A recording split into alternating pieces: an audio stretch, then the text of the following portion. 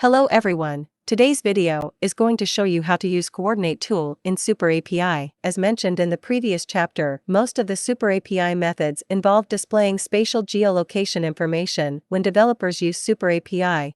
Their first challenge is to obtain the spatial coordinates. It is generally recommended that developers should obtain WGS84 coordinates from their own channels. However, if developers do not have the coordinates, they can use three different API methods to obtain them. The measurement tool provides three kinds of data: coordinate, length, and area. The first problem that developers might face when using SuperAPI is where to obtain the coordinates.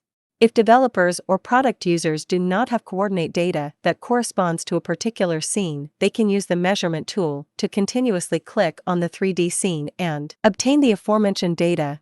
The point tool provides developers with two pieces of data: coordinate and height. When developers want to obtain a large amount of single-point data, misclick is often inevitable. Using coordinate points can quickly visualize the corresponding position of this coordinate data in the scene.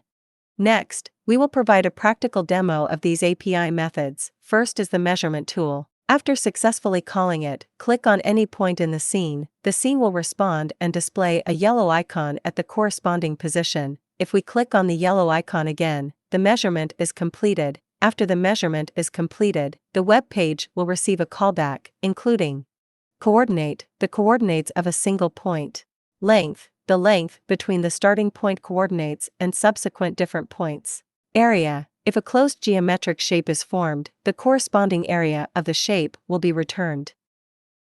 Next is the point tool. Trying to get the coordinates in a similar way, we misclick on an unwanted location as we click through the many points we want. In this case, we can move the mouse back to the yellow icon to show the X mark. Clicking the X mark will delete the icon. The point tool can also return the height of the corresponding icon based on the coord_z_ type entered by the user. If coord_z_ type is set to 1, the tool will get the height of the icon relative to the ground.